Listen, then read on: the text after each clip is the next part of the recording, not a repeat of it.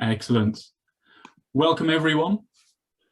I hope you've had a good day and have been looking forward to this. I'm very excited to hear Rachel Swallow's talk about Aldford Castle in Cheshire. As a bit of background, Rachel uses interdisciplinary and cross-period research to examine British fortifications and their landscapes. She's a long-time member of the group and has published extensively in international and national peer-reviewed journals and books. Most recently, she published various aspects of groundbreaking interpretation for the architecture and wider interpretation and wider administrative elite design landscape of Edward I's Carnarvon Castle in North Wales. So you can find her works in various journals, including Archaeologia Cambrensis, Chateau Gaillard, and a 2021 book, Britain and Its Neighbours, Cultural Contexts and Exchanges in Medieval and Early Modern Europe. So, without further ado, I am very excited to introduce to you Rachel Swallow and her talk on Aldford Castle. Over to you, Rachel. Thank you, Richard, and thank you to the Castle Studies Group for inviting me tonight. Thank you very much. So, during my talk today on Aldford Castle in the medieval county of Cheshire, I aim to highlight that only when the spatial arrangements for both pre-Norman and Anglo-Norman landscapes are fully explored through wider multi-textual, multidisciplinary research can a valid explanation be provided for the siting of not only Cheshire's castles in the northern borderlands landscape, but also for the siting of castles generally. Therefore, a closer examination of medieval administrative units known as hundreds, along with pre-Norman palaces, courts and halls, and later castle sites is necessary, I believe, where their interplay with religious holdings needs to be understood. This interplay is evidenced on the northern Anglo-Welsh borderlands in Cheshire, highlighted, I believe, by King Edgar the Peaceable's AD 973 parade along the River Dee. In turn, I believe that today's seemingly humble earthworks of Aldford Castle, shown here, not just from the castle building Anglo-Norman period, but from at least the 9th century, indicate a significant power in the landscape. See if I can actually, yes. Okay, so we've got a map here. I've ringed in red there. That's the county of, medieval county of Cheshire there, and Aldford I've ringed in red. And you've got Chester, this, if you can just about make out, marked out in Latin there, and Kestra, or Chester just below. It's a little black square there for you.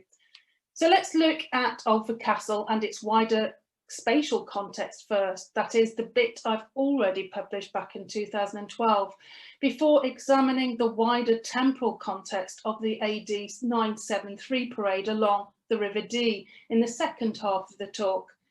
So close to the present border of Wales, as you can see, Aldford lies approximately 5 miles or 7 kilometres south of the medieval head manor of Chester in Cheshire.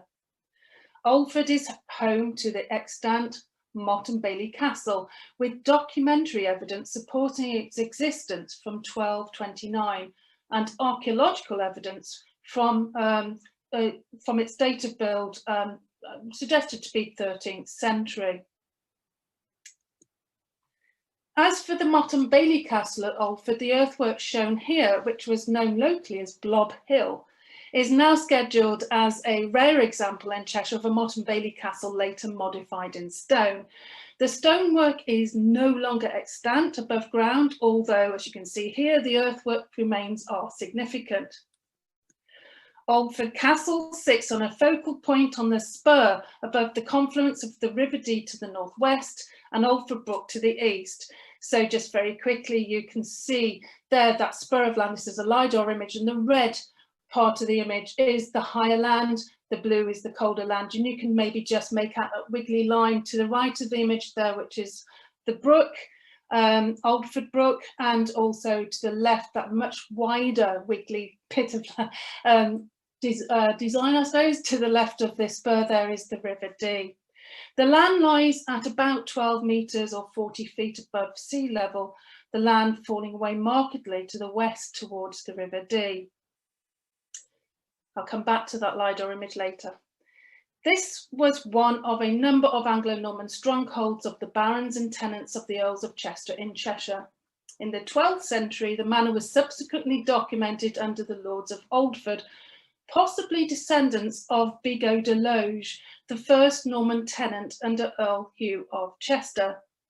Now, while Aldford Castle has been subject to limited archaeological survey and excavation, this has previously focused predominantly on the castle earthworks alone. Although there is no clear indication as to the initial date of construction, archaeology supports the existence of a stone castle at Aldford. Thompson, for instance, records a small excavation in 1959 by 2 local schoolboys, which he visited in person. The schoolboys also found a stone piscina amongst the masonry of the wall, and it was suggested that it may well be as early as the Norman period, but we don't know.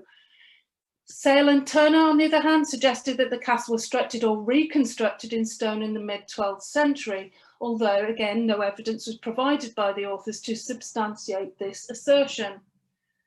Following an earthworks survey of the castle in 1995, Codecroft's geographical survey indicated that high resistance anomalies on the motte was suggestive of stone building remains with some evidence of an enclosing wall.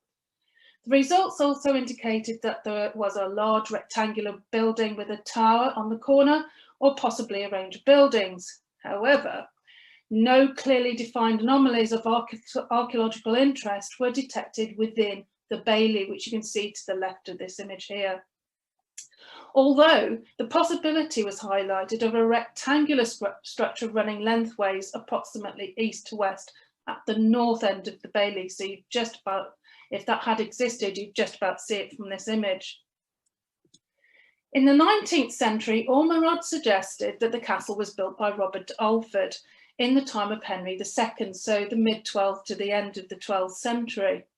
Robert is said to have married Mary, confusingly sometimes also called Sarah, and she was the daughter of Richard Fitzeusus, born about 1098.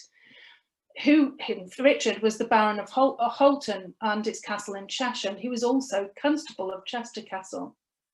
Ormerod argues this date for build on the basis that Aldford by this time had become, and I quote, head of the several manors originally possessed by Bigot, that's Bigot de Loge, these manors holding by military service from the great fee of Aldford, which was held in captive from the earldom by Richard de Aldford in the time of King John. The earliest surviving documentary evidence for Aldford Castle itself dates to 1276. An insecure 17th century copy of this chart is dated to before 1229. Referring to the close roll, it is possible to say that in the early 13th century, Richard de Aldford granted Galsworth of Cheshire to Herbert de Orreby and his wife in exchange, and I quote, for the service of 2 parts of a night, sounds a bit painful, but 2 parts of a night, provided that in time of war they find for Richard a man with a habergeon or chainmail for the ward in Richard's castle of Aldford at Richard's expense, which pertains to such service. So we do have evidence of the castle of the 13th century date. Let's go back a little bit. The etymology of Aldford itself, however, suggests an ancient origin. Old English place name elements meaning the old ford, which implies that the new route, being the line of the present B5130, which crosses Aldford Brook to the east of the castle, replaced the earlier Roman Watling Street crossing of the River Dee at Eaton Ford, or as we know it today, Eaton, immediately north of Aldford. And I'll take you through a slide to demonstrate that later. So despite the lack of surviving evidence for earlier existence of a castle at Aldford, the considerable increase in the Domesday value of Farndon Manor, within which Aldford was sited, from 1066 through to 1086, suggests that Aldford was already of sufficient importance by that time to warrant the construction of an elite building or castle. We obviously don't know which. So the fortress would have controlled the crossing point of the River Dee and would have lain alongside the Roman road. So the name of Aldford appears in documentary sources, which implies that the Roman route and Old Ford had been replaced by them. Therefore, the castle would have been founded before the mid-12th century, when the former Roman road and river crossing it commanded, was still in use. So, just very quickly there, that slide there, you've got the earthworks to the fore or to the mid of the slide, and behind that you've got the River Dee and the crossing of the River Dee. And the current crossing is the Blue Bridge across to the Eton Estate, which you might just be able to see a tiny little blue towards the right of the slide there. That's the current crossing. And Eton Estate, as it is today, you might just make out the spire there of the hall as it is today. So it's an important crossing point. The results of 3 interim survey reports dating from about 1998 to 1999 suggest that a trench to the north side of the Bailey revealed that the inner bank was probably constructed or reconstructed in stone in the 13th century. It is likely that the original construction of the castle was in wood. Below the inner bank were discovered the remains of a timber building and an extensive occupation layer. So this slide shows the excavation report of the east section of the Bailey, shown here, revealed that the inner bank was also probably constructed no earlier than the 13th century, and that the outer bank was much later, but the date wasn't suggested. So in 2002, the excavation at the summit of the motte revealed the remains of a D-shaped masonry turret, apparently less than 20 feet in diameter. Parts of 2 courses of good quality rubble ashlar masonry survived, the lowest being a chamfered plinth. The earliest pottery from the site is also dated to the 13th century, despite documentary references that the castle was already standing by this time. So we've got a bit of conflict there between the archaeology and the history and what we know about the history. By the 13th century, the archaeologically dated period of the castle stone build, Aldford Manor, was in the hands of the Ardern family. It is not sure whether the change of name from Deloge, Bigot Deloge, applied to the Aldford family rather than to a change of succession. In 1252, Walken de Aldern, who died in 1268, held at Aldford 7 of the total 80 knights' fees in Cheshire, and that he was surpassed only by Roger de Venables at Kinnerton, who held 10, and by Edmund de Lacy of the Baron of Holton, so the Constable of Chester, who held 8. So he was significant. The Walken de Aldern in the 13th century and his successors were significant in terms of their holdings and knights' fees. The situation hadn't changed in 1300. Some indication of the importance of the Aldford fee at this time, the knights' fees were a measure of units of land sufficient to support 7 knights for 1 year in the performance of their feudal duties of knight service. Each knight's fee was nominally worth £20 per annum. And in 1254, the same Walken de Aldern received royal grants to hold a market and a fair at Aldford, and in 1249 and 50, there was a final concord between Walken and Robert de Pulford, a neighbouring ville, in which Robert granted Walken and his men of Aldford the common pasture from the bridge of Aldford to the Ville of Burton, which is the neighbouring ville. This shows that Aldford was a thriving community at this time, with all the trappings of lordship. Apart from its initial mention before 1229, which I mentioned earlier, and again in 1276 then, the castle of Aldford is next mentioned specifically in 1286, with an dispute between the overlord, who was Peter de Ardern at the time, who died 1292, and Hugh de Pulford of Burton, again a neighbouring ville. A reference is made in the suit to the repair by Hugh of the fence or hedge around the castle, and I quote, by the service of making 2 perches between 36 feet and 11 metres and 48 feet and 14.5 metres in this case, of hedging round the castle of Aldford in a certain place as might be necessary.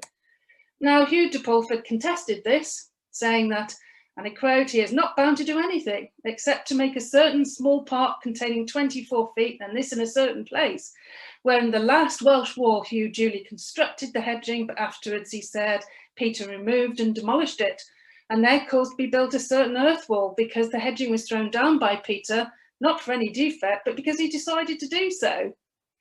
Peter counterclaimed that the wall had been built there not of his mere good pleasure, but of absolute necessity through Hugh's default. Now, while surviving documentary evidence sadly does not provide a conclusion to the case, it is clear that both the castle and its immediate landscape were still in use, still in existence, and of military value at this late 13th century date. Hedging suggests that the castle was militarily defensible, and the hedge outlined the military zone around the fortress. Hedges were often used to help or keep unwanted visitors out, but also animals in. 4 existing writs to the Justice of Chester during the reign of Edward I confirmed that Richard de Orreby, Beatrice of Malpas, who was actually the late wife of Roderick Brythus, the younger brother of Prince Llewellyn of Wales, who died in 1282, as well as Thomas de Orreby and Hugh of Pulford, each owed homage and service of 1 footman with hauberk, that's of armour, at Peter Arden's castle, Castellum, in Aldford in time of war, with Thomas de Orreby also owing him a cavalryman, a lance, and Hugh de Pulford, there's a lot of names here, also doing suit at Peter de Arden's court in Aldford. Now, these services owed at the castle would strongly suggest that it was still a military entity. It would appear that the castle was still operational in 1370, when Richard de Sydenham was described as finding a man armed with barded horse and 4 men on foot at Aldford in time of war at his own cost. The castle and manor of Aldford remained in the Arden family until 1464, when it passed to the important family of Stanley by marriage. The manor of Aldford passed through a number of hands in the post-medieval period, including Sir William Brereton from about 1526 until his beheading in 1546, 20 years later, for a suspected involvement with Anne Boleyn. William was Chamberlain of Chester and groom of the chamber to Henry VIII. For 30 years, until the early 1690s, it had been granted by the Crown to Edward Peckham, the King's Cofferer. Aldford was eventually sold to Richard Grosvenor of Eton in 1729. The village was largely rebuilt by the Eton estate in the latter half of the 19th century by John Douglas. Aldford was certainly a place of importance. Now, archaeology points to a 13th century stone built for Aldford Castle, which coincides with specific reference to the existence of the castle in available primary sources. As has been seen, other documentary evidence suggests that the castle had been built by the mid-12th century at the latest, with the continuity of power of significance of place evident from at least the 11th century, suggesting that high status residence, fortified or otherwise, might date from far earlier at this location. It must be remembered, however, that most of the documentary evidence for Cheshire under the Norman Earls has been lost, and that evidence in Cheshire is not as plentiful as that found in royal domains. What about the elite landscape at Aldford Castle? If I just run through that quickly. Studies of castles over the last few decades, as I'm sure most of you are aware, within their defensive, offensive and aesthetic landscapes have adopted a new line of research. And it's now understood generally that apart from occasional military activity, most castles were also not only built for military purposes, but also for administration and display as the Lord's residences. From this perspective, the castle signified the status of the builder, enhanced by ostentatious display through the use of seemingly designed landscapes to improve its visual setting, such as ornamental gardens, parks, and masonry reflecting pools. And it would appear that the majority of the design landscapes were arranged that they could be viewed from the castle from a height. As is the case at Aldford Castle, there is of necessity as to this is the case at Aldford Castle, but obviously we don't know the chronology of the site, despite the conclusion that the majority of ornamental landscapes, elite landscapes, fall into the second half of the 14th century. More recent multidisciplinary research indicates that late Anglo-Saxon and early Anglo-Norman landscapes occasionally evidence such aesthetic and important symbols of lordship. Unusually for Cheshire, there are estate plans dating for Aldford dating to 1738-1798, which show the settlement in detail and are an invaluable source for its early topography. Subsequently, there's the tithe map of 1837 and the Ordnance Survey 6-inch to 1 mile map dating from 1869 through to 74. As regards Aldford Castle, there is evidence of medieval planning in its immediate landscape, although it is not as yet clear to what particular period this planning is attributed. Running south from the castle, the modern village shows distinct signs of a phase of planning post-dating the construction of the castle, and cartographic evidence implies that the medieval village of Aldford was on either side of what is now School Lane. The present church, which you can see there in the top image, was completely rebuilt in 1866 by the second Marquess of Westminster, immediately to the north of the medieval church, the north aisle having been built over the fill of the castle Bailey ditch. Now, parks associated with elite residences such as castles were important for both the rearing and management of deer, and held a special significance in the medieval landscape, particularly as regards the outlook of the castle and its demesne. The park's role as a hunting landscape displayed lordly, social and leisurely activities. And although primarily a game reserve and hunting area, the park also often included forestry, grazing, water management, quarrying and industrial activity. The landscape of the park was suited to a range of different hunting types, as we'll see for Aldford, in which deer was the principal quarry, but its mixture of open grazing and woodland suited a variety of stock, including rabbits, hares and birds. A landscape park would enhance the setting of a castle, as would a contrived approach around and across lakes with towers reflecting in sheets of water, for instance. Now, on the Bates Lake Grosvenor map, the Eton map of 1738 of the part of the township of Aldford and Churton, and the tithe map and apportionment of 1837, both together there are clues to the former existence of such a feature, a parkland. To the north of Aldford is the field called Bigwood, which you could see there in the centre of the slide, and the eastern two fields called Littlewood and Park Littlewood. The latter limited by water, and I suggest they're probably at one time part of one and the same at some point. This is not unusual for park boundary. Aldford Brook lies to the immediate east.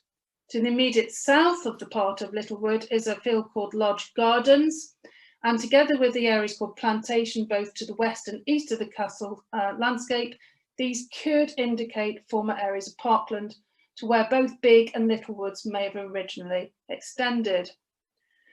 So documentary evidence of a park is lacking for the west banks of the Aldford and Motte-and Bailey Castle, although archaeological work, survey work I was involved with in 2012, has included the area of the Woodhouse Farm site built in 1867, which you can see here. You can see the house just tucked away behind the motte there.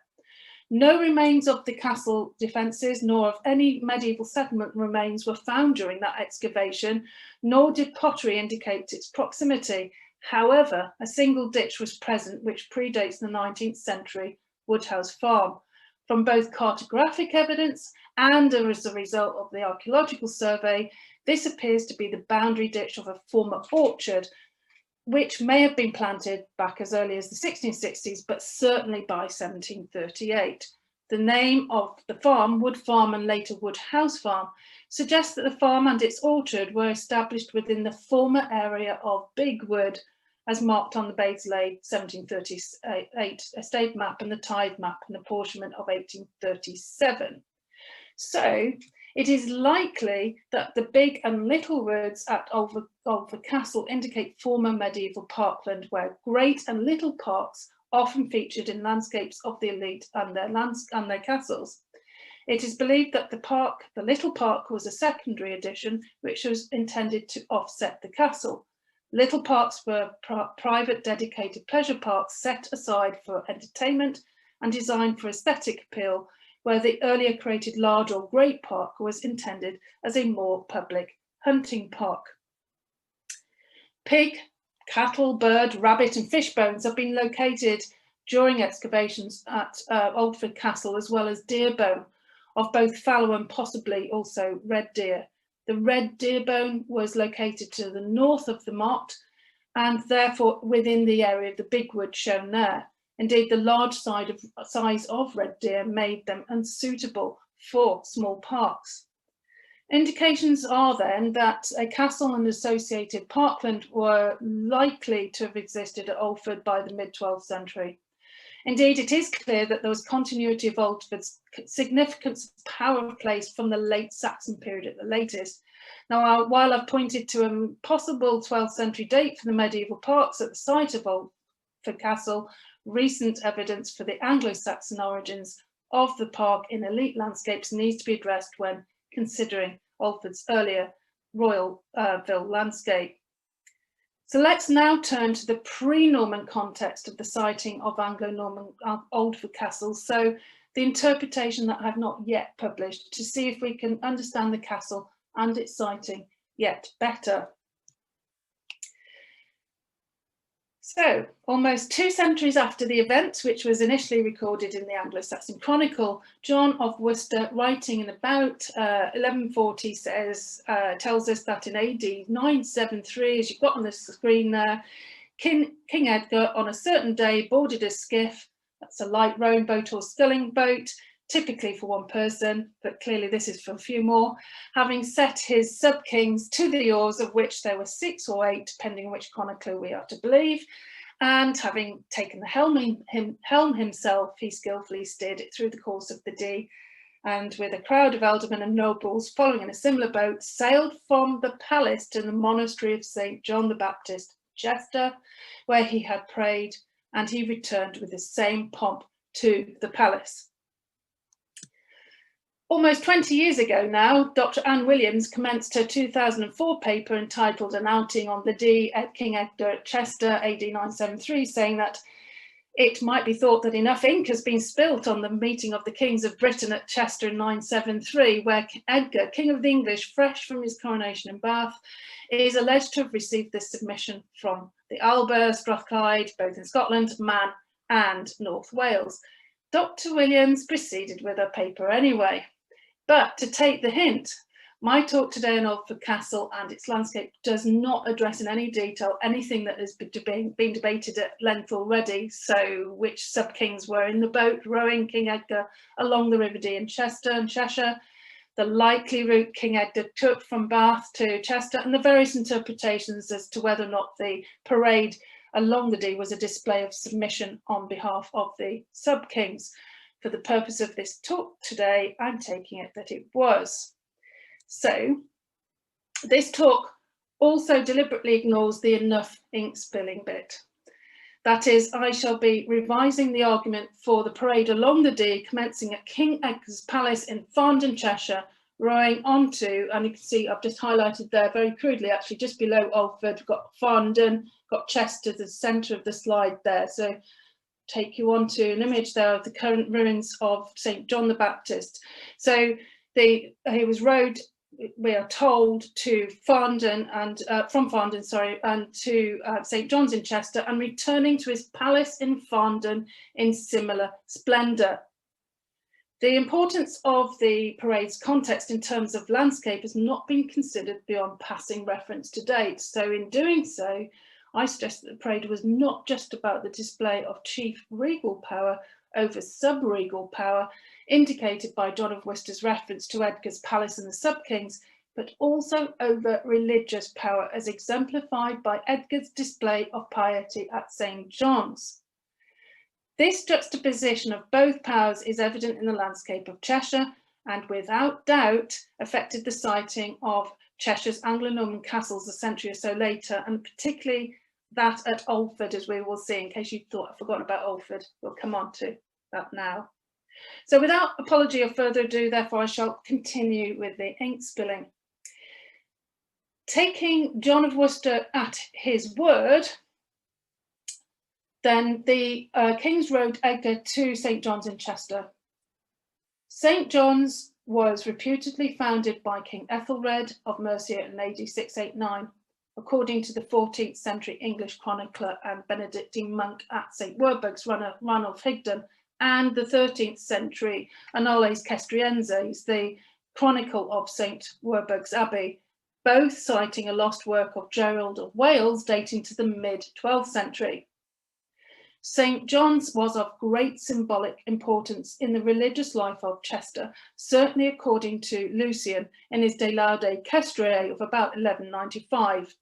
Lucian was a monk of St. Werburgh's, that's now Chester Cathedral, who had been educated at St. John's.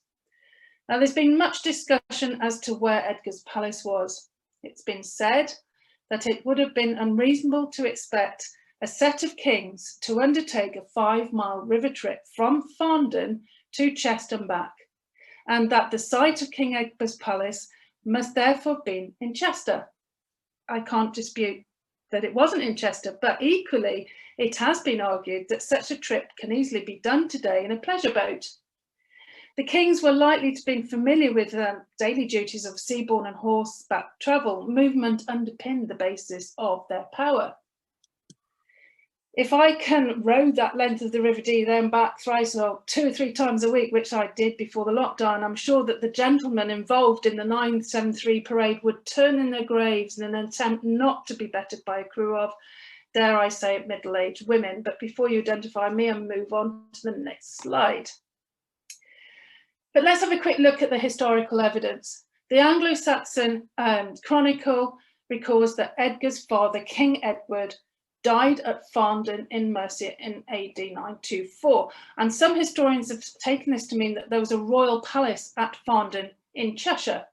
Farndon's high value for Cheshire in the Domesday survey certainly suggests that Farndon was a place of some significance. We know of no royal palace or site within the walls of Chester, the head manor of the medieval county of Cheshire, although the lack of evidence for one does not mean that an Anglo-Saxon royal palace did not exist at Chester, of course. The fact remains that we do not know for certain where Edgar's palace in Cheshire was. Just have a quick look at the map of the River Dee here. So we've got the roll of the River Dee. Hopefully make out there it's a darker blue line, and it is actually annotated on, if you turn your head to the left, the River Dee there. From Aldford at the top of the slide, and that big red blob, it's actually Farndon at the bottom. The longer river distance made sense, the longer rowing distance made sense. The rowing of the Dee was about the new king's display and significance of power and place. Without the later built weir to calm its waters, the weir was built in about 1092-94, a dicey 2 or 3 stroke row from one part of the Dee to another at Chester would not have served the same grandiose purpose, I suggest. It's important to remember too that the River Dee was not at that time a boundary, and neither was it in neutral territory.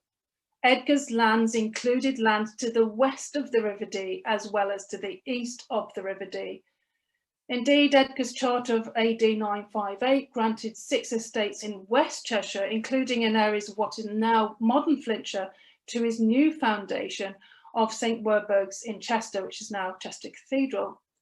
I tend to agree with John of Worcester and his contemporaries, who clearly saw the rowing of Edgar from Farndon on the Dee as a personally and tenorally symbolic and culturally powerful act, when legendary accretions may have gathered around Edgar.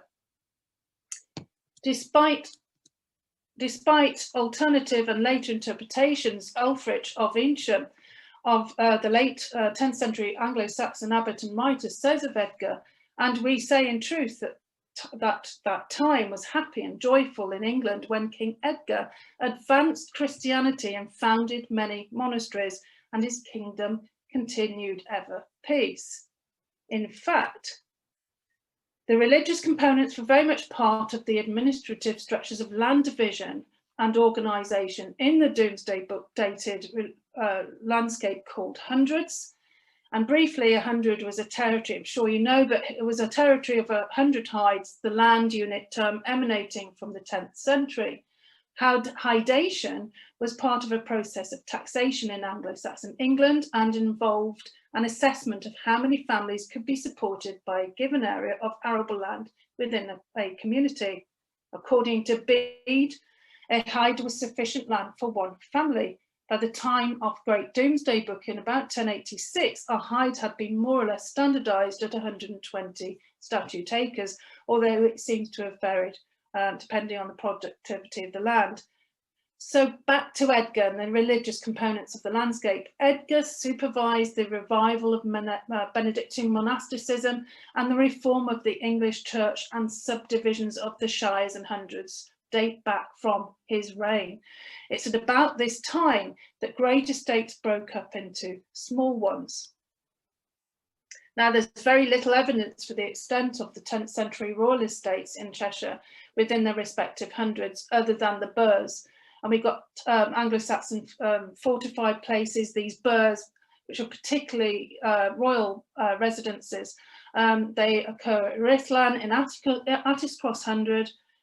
We've got Chester itself, we've got Edisbury and Edisbury 100, and Runcorn and Bucklow 100. And these were built by Athelflaed, Lord of the Mercians, and King Edward the Elder in the early 10th century. However, as I've already mentioned, Edgar endowed St Werburgh's in Chester with several manors. Parish boundaries do not predate the 12th century, but they were formed from the earlier estates, as 10th century charters outside the county indicate. So we'll now take a closer look at where Edgar's palace is supposed to be sited. In the Domesday Survey for Cheshire at both 1066 and 1086, the former royal vill of Farndon and its minster were held by the bishop. There's a double entry for Farndon in Domesday Book, with an unnamed secular holding under the Mercian Earl Edwin at 1066, and later in 1086, the Norman tenant Bigot de Loge, who we mentioned earlier. So it is believed that Bigot's holding was at Aldford. So they've got Aldford to north. So on the right-hand side, you've got the ancient parish maps. I've pointed there, hopefully it's clear that you've got Aldford to the north of the parish, and you've got Farndon to the south. I'll come back to Churton in a moment, but you can see there we've got Churton by Aldford and Churton by Farndon. So it's believed that Bigot's holding was at Aldford, occupying the north end of the Farndon parish, with the vills of Farndon and Aldford separated midway by that of Churton, as I've highlighted. I'll come back to that. Sorry, it's a bit fluffy, this one. But all three place names have Anglo-Saxon origins, but only Farndon is mentioned in Domesday Book. So to just highlight there again, we've got to the top of the slide, which is not on it, we've got Aldford. To the bottom of the slide, again, not on it, we've got Farndon, and midway we've got Churton by Aldford. Clearly it's the one nearest to Aldford. We've got Churton in the middle, so Churton proper, and Churton by Farndon to the south there. So all three place names, Anglo-Saxon origins, but only Farndon is mentioned in Domesday Book. As the great estates broke up from the latter half of the 10th century, which we covered, so the local thane, a member of the aristocratic class who held land from the king, or in this case the Mercian Earl Edwin, had his manorial church. To the thane, his manorial church was both a private possession and a mark of status. Edgar's law code of about AD 960 to 962, so before his rowing of the Dee, made provisions for thanes with and without churchyards, and as regards any tithes payable to the Old Minster, which in this case would have been St Chad's at Farndon. Certainly from the 970s onwards, local churches increased considerably, and it could well be, but as yet with no firm evidence to go on, that Aldford's original church, we can see, well, the 19th century real build of here, later sited within the castle Bailey, was originally a thanely church dating from the late 10th century. The Anglo-Saxon code, known as the Promotion Law, written just after Edgar's reign in about 1000 AD 1000, states that if a chale, that's a freeman of the lowest class, prospered that he had fully 5 hides of land, church and kitchen, belus or bellum and burgate, seat and special office in the King's Hall, then was he thenceforward entitled to the rank of thane. A thane in late 11th century Cheshire was an aristocratic retainer of, in this case, Earl Edwin. I believe that Aldford Castle assumed the more defensive and economic siting of Farndon's former palace's local thane and did not, as been suggested previously, replace the siting of Farndon Palace of the Kings Edward and Edgar. So why am I giving this mere speculation, which it is, such credence? We know less than is supposed about Villae Regii or royal villas, but archaeological evidence at both Northampton and Cheddar indicate that those villas, possible minster sites, were on a bluff of well-drained land, either in the bend of the river confluence, such as at Northampton, or similarly between hills at a floodplain in close proximity to navigable water course, which is the case at Cheddar. Promise to bring this back to you, slightly zoomed out. You might just be able to make the earthworks of the castle to the very north of that red area there. Farndon fits the bill of both topographical situations, where its bluff is contoured by the River Dee and the Aldford Brook. We've seen that already. What we've got here is, to the north of that peninsula is Aldford, to the centre is Churton, and to the south, that bottom blob of red, is Farndon. Patterns in the siting of Villae Regii are at present even less clearly defined than such monastic contexts, but Cheddar, documented as a royal residence between the 10th and 13th centuries, suggests that proximity to or annexation of a minster was the controlling factor. Interestingly, the existence of a late medieval market cross at Cheddar might be seen as perpetuating an entrance into the religious precinct. Notably, although there is no extant church at Churton, and Churton means settlement of the church, it is situated between, Churton is situated between the secular Aldford to the north and the religious Farndon to the south, and an early medieval cross shaft has been located at Churton. Churton, as I said, is an Anglo-Saxon place name, which means settlement of the church. Now this all fits in very neatly, perhaps, with my landscape study of Aldford Castle in Farndon Parish, but what about the palace? I've unearthed what I think might be a vital clue. The 19th century tithe map and award of 1837 shows 4 adjacent large fields, which I've tried to indicate there on the left-hand side of the slide, all named Palace Field, to the immediate southwest of Churton, in a part of Farndon's parish called Churton by Aldford. So that part, the secular part of the parish, rather than Churton by Farndon, which would have belonged to the bishop. So let's take you through a couple more slides here. So these are in Churton by Aldford. Then you've got an aerial view here to give an idea. You can see the very heavy, wiggly, waggly dark line to the left is the River Dee. And Palace Fields, as you can see from the ground, that's as close as I could get because it's on the Eton estate and I didn't have permission to access it, but you can get an idea of the height of the land rising there. Such an elevated siting of a palace here on the second terrace of the above the River Dee to the east would have afforded striking views from approaches, including on the horizon while rowing along the long curve of the River Dee to the west. So just very quickly, it's just off the slide to the left, the bottom left, that you can see some highly wiggly lines there of the River Dee. It would have been almost impossible to row, as I'll come on to. Churton in the centre there, you've got far less of a wiggle and it's far more manageable. So rowing in a boat of 8, makes for very tight and difficult and so unnecessary negotiation along the tight bends of the River Dee at Farndon itself, as I've just pointed out.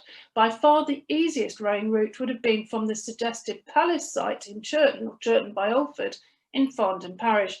For this reason, I'm yet more convinced that Edgar was rowed by his sub-kings from his highly visible, invisible in fact from the river, palace complex at Churton by Aldford, or within what became Farndon parish. As regards the siting of Aldford Castle within the parish, it is notable that at Northampton, defensive needs and then urban and administrative ones took over from the palace and Minster site. The Normans may well have wished to capture and utilise the same staged approaches as their Anglo-Saxon predecessors. However, the Villa Regia Royal Ville of Farndon was not supplanted by a castle because it was not situated at the economic and communication foci that the Norman Earls wished to control first and foremost. So that's the River Dee onto Chester and beside the Roman road there. The siting of Aldford Castle instead, the possible previous, as I suggest, Thanley site of similar purpose fitted that bill. It's hoped tonight that this talk introduces research worthy of more spilt ink. It highlights that not only when the spatial arrangements for pre-Norman and Anglo-Norman landscapes are fully explored through wider multidisciplinary research, can a valid explanation be provided for the siting of castles in their landscapes. Thus, a close examination of hundreds with pre-Norman palaces, courts, halls, and later castle sites is necessary, I believe, where the interplay with the religious holdings, both on a parochial and on a bishopric level, needs to be understood. This interplay is highlighted by King Edgar the Peaceball's AD 973 parade along the River Dee, where the final approach to Chester from Churton by Aldford, I'm suggesting, in Farndon parish, would have provided the king, the crew, and the entourage with the striking and poignant display of power of place when St. John's, St. Werburgh's, which is now Chester Cathedral, and Ethelflade's then recently built burn, now the site of Chester Castle, all came into simultaneous view as a collaborative statement, I suggest, of King Edgar's power. I believe that despite this lack of explicit evidence, a wider temporal and spatial contextual study indicates that today's seemingly humble earthworks of Aldford Castle are symbolic of a continuation of significant power in the landscape from at least the 9th century until the 15th century, and indeed beyond. Thank you.